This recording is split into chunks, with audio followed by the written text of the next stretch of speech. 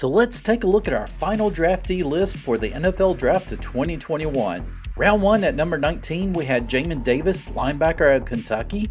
Round 2, we had Samuel Kazemi, drafted at 51, offensive tackle from Texas. Round 3 at number 74, we had Benjamin St. Just, defensive back from Minnesota. Round 3 at number 82, we had Denami Brown, wide receiver from North Carolina. Round 4 at 124, John Bates, tight end from Boise State. In round 5 at 163, we had Doric Forrest, safety from Cincinnati. Round 6 at 225, Cameron Cheeseman, the Cheese, long snapper out of Michigan. Round 7 at 240, we have Will Bradley King, defensive end from Baylor. Round 7 at 246, Shakay Toney, defensive end from Penn State. And finally, at the end of round 7, we picked up Dax Milne, wide receiver from BYU. Well, folks, the 2021 NFL Draft is in the books. Rivera and company found 10 new players to add to the team, many positions of need, some positions for depth, and some best player on the board type of picks. Overall, the NFL experts are giving Washington an average of a B grade for their moves in this year's draft. Several of those grading the team's picks pointed to the fact that Washington's draft grade is a bit lower because, well,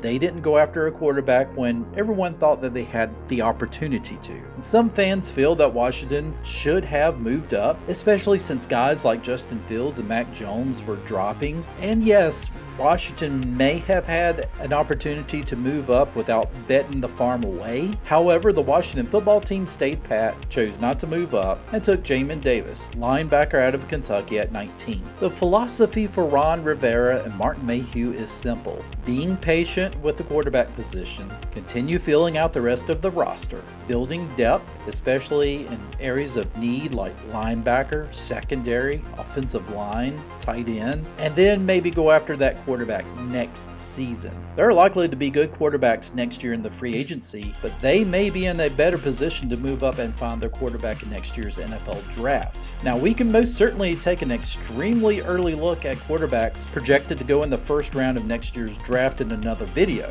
so make sure you are subscribed and got that notifications bell enabled so you'll know when that video is released. But how do us, the fans, grade Washington's moves in this year's draft? Well, for this fan, I figured if they did move up, it was going to be the second round to secure either Zach Mills or maybe Kyle Trice. My expectations of them getting a quarterback in this year's draft was around 80% if you thought about the second rounds or lower. Now, I really figured they would get one of those second-tier quarterbacks, but of course, alas, they didn't. It would be nice to know that our future franchise quarterback is on the roster now. But the truth is, as much as we may like or dislike the quarterbacks on the current roster, none are likely to be the future for us. And this team has not had a franchise quarterback in a very, very long time. Now, you ask some of us longtime fans, shoot, even fans who have been fans longer than me, and they'll tell you that this team has not had a franchise quarterback since the days of Sonny Jurgensen. Heck, even some might even say since the days of Sammy Baugh. But honestly, in my opinion, our last true franchise quarterback was probably Joe Theismann. Now, we did get around 5 or 6 years out of Mark Rippon, and even though he did win us the Super Bowl in '91,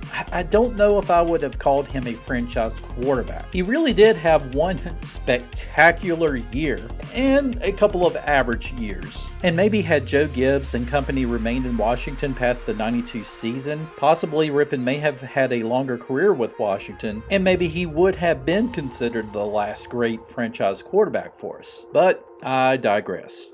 Point is, I don't believe the Washington football team is looking for a developmental quarterback to lead this team into the future. I think they want a quarterback who's going to be a true franchise quarterback. They want their Tom Brady or Patrick Mahomes or Aaron Rodgers. They want to have someone who's going to be on the team for at least the next 10 years. So that being said, look for Washington to make a move for quarterback next season at all costs. So I'm giving the Washington football team a solid B+.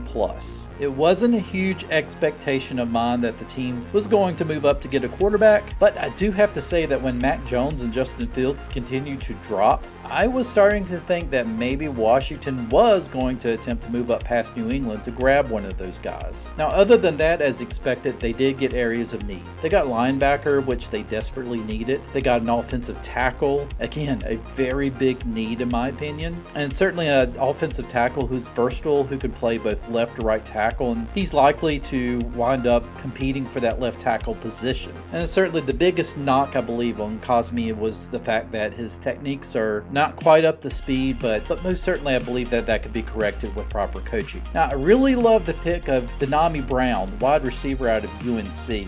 Brown is a flat-out burner. He has the ability to stretch the field, which is going to give Terry McLaurin the opportunity to feast. Now, keep in mind, we still do have Harmon coming back, and it's possible that he is able to bounce back and have a great season. And, of course, we also picked up Dax, a wide receiver out of BYU. Now, Dax can get some playing time in the slot, but I'm thinking my thought process is he's probably going to start out in special teams, and we'll see if Scott Turner can maybe try to start working him into the offense a bit. Now, I actually feel our wide receiver group went from just being Terry McLaurin than everybody else to really being one of the best receiving cores out there. Now, I believe right now we have over 10 wide receivers, probably closer to 14, that's currently on the roster. So it will most definitely be survival of the fittest, but this is exactly what you need to make your skilled positions great.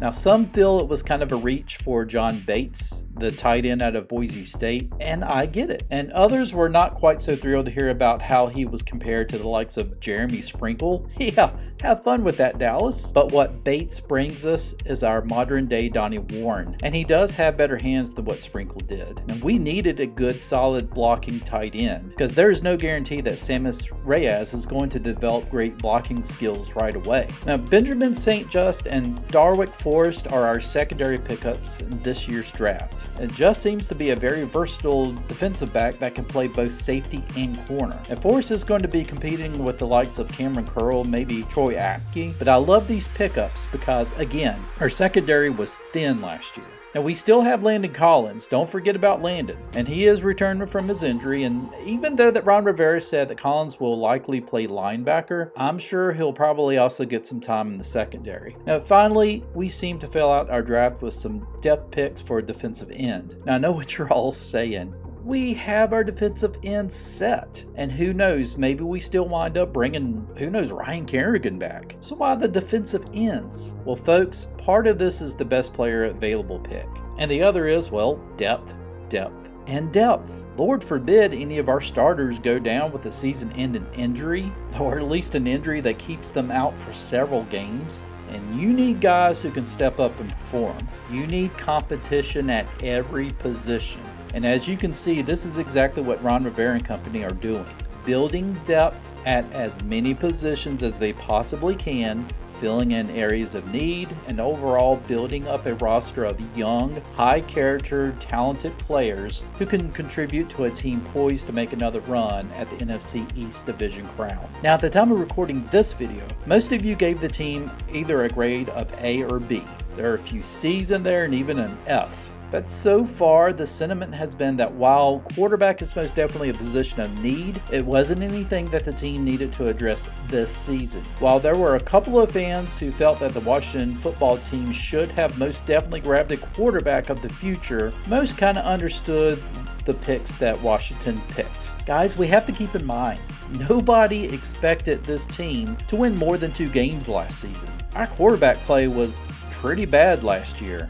No offense, Alex Smith. And our offense struggled at times. Yet Rivera was still able to win the division. Although it was, it was pretty bad. Still, I think we all need to realize that it's going to take another couple of seasons to really see where this team is at in terms of truly competing for a championship. If you look at the teams who picked up a new quarterback this past season, whether through the draft or free agency, you look ahead to who the team may have to compete against to take a top-tier quarterback next season. The team might be in a position to get the best quarterback available next year. This year, we can still compete, and I fully have expectations that this team can compete on a high level this season. But at the same time, I do realize that the final piece of the puzzle may not come until 2022 and may not be fully capable of leading a team to a Super Bowl until 2023 at the earliest. So folks, let's just sit back and enjoy the journey. Speaking of enjoying, if you enjoyed this video, please give it a thumbs up. Let me know your thoughts in the comments section. Do you think the Washington football team is on the right path to building a championship team? As always, if you're enjoying this channel, please consider subscribing and also hit that notification bell so you'll never miss another video release. Thanks everybody. Hail to the Washington football team. Let's go Maniacs.